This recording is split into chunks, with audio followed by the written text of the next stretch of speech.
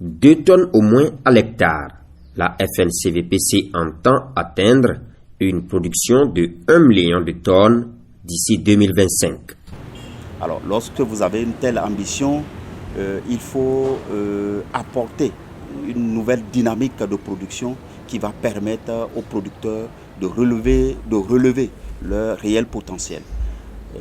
Donc, nous envisageons à l'horizon 2025 1 million de tonnes de coton graines dans notre pays.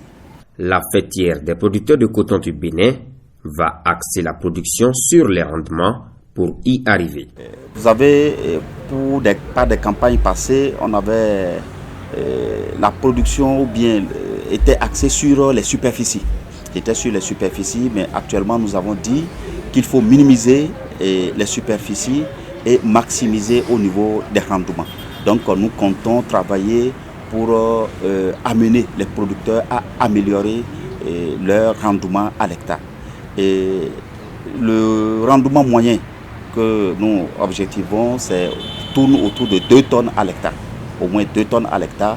Et nous sommes convaincus, lorsque nous allons amener au moins 95% des producteurs à enregistrer à l'hectare 2 tonnes, donc il est de forte conviction d'atteindre les 1 million de tonnes de coton à l'horizon 2025. Toutefois, certaines difficultés sont à résoudre pour atteindre la production de 1 million de tonnes. Il faut noter d'abord le bradage des intrants.